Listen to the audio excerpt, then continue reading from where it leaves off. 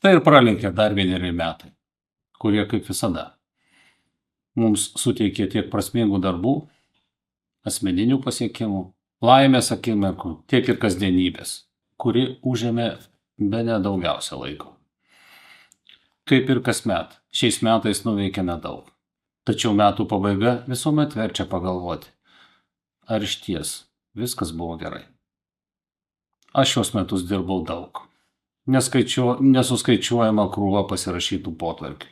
Daugybė susitikimų, susirinkimų tiek Lietuvoje, tiek už jos ribų.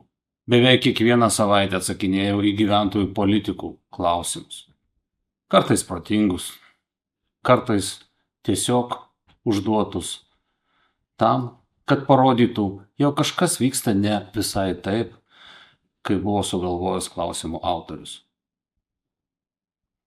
Ir dabar, metų pabaigoje, po paskutinės tarybos, drąsiai sakau, man užteks. Nematau prasmės to tęsti. Ir tegu man atleidžia tie, kuriems tiko tai, ką dariau. Išeinu.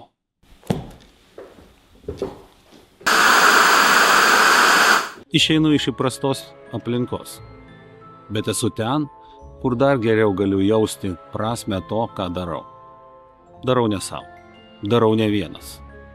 Ilgą laiką apleisti mūsų fontanas, antrasis sausasis fontanas, mūsų alėja, pagaliau šįmet atgimė dar gražesni. Ir tam prireikė daugybės mano pasirašytų, administracijos pasirašytų potvarkių, administracijos darbuotojų užpildytų paraiškų, įvykdytų pirkimų, savivaldybės finansinių srautų.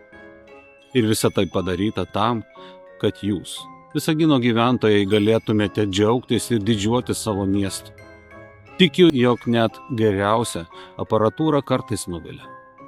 Bet kiekvienu atveju noriu, kad žinotumėte, jog visos problemos išsprendžiamos, nes jas sprendžia nuobodžiuose kabinetuose ne patį kūrybingiausią darbą dirbantys savivaldybės darbuotojai.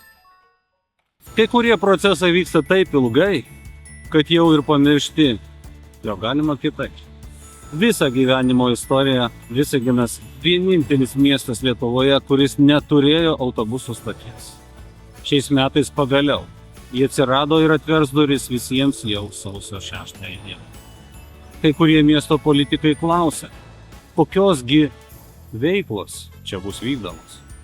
Pasakysiu tai, ką žino net pradinukai. Čia atvyks ir iš čia išvyks autobusai, sujungiantys Visaginą su kitais Lietuvos miestais. Stotis taps pirmąja vieta, kurią pamatys į miestą atvykę žmonės. Ir nuo šiol jie matys modernų ir jaukų Visaginą. Visaginiečiams taps lengviau nuvykti ne tik į Vilnių, kur veža traukiniais, tačiau ir į Uteną, Daugpilį, Zarasus, Ignaliną, Kauną, kitus Lietuvos miestus. Atvykti į Visaginą dirbti, išvykti iš Visagino taps žymiai paprasčiau, lengviau.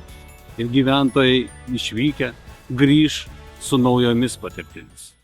Ar žinote, kiek visokiausių veiklų vyksta avilyje? Kiekviena bitė žino, kur jai skristi ir už ką ji atsakinga.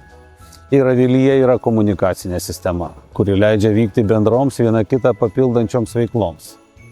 Taip ir mieste. Kasdien čia vyksta veiklos, kurios gali būti arba naudingos ir prasmingos, arba smagios kiekvienam iš mūsų. Tačiau iki šiol nuolat girdėdavau nusivylimą, jog apie kažkurį renginį kažkas sužinojo tik po to, kai jis įvyko.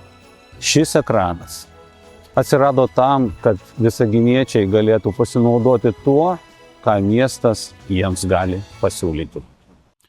Apėjau tas vietas, kurias pavyko sutvarkyti šiais metais. Tačiau šventinis laikotarpis tinkamas laikas įvardinti svajones. Kol kas čia tamsu ir nyku. Turbūt ir kiti, taip pat kaip ir aš, jaučiasi nejaukiai tamsoje ir vieni.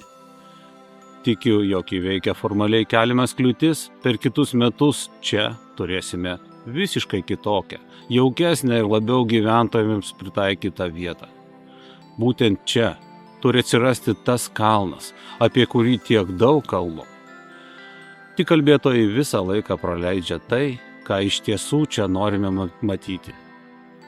Ir to noriu ne tik aš, bet ir daugybė Visagino žmonių.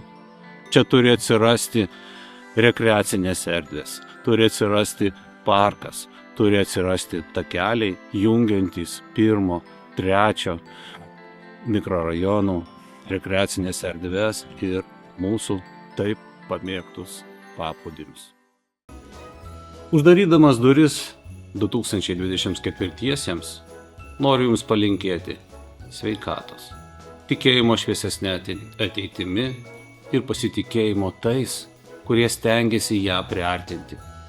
Linkiu išminties, kuri leistų plačiai atmerkti akis ir nepasiduoti daliniai tiesai, kurią dažnai skelbia pasaulio gelbėtojai.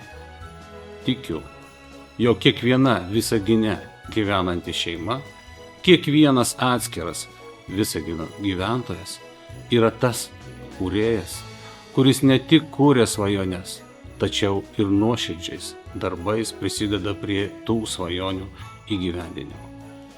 Ramybės ir santarvės jūsų šeimoms, gražaus augimo jūsų vaikams ir Dievo palaimos kiekvienam jūsų žingsniui ateinančiais jau 2025.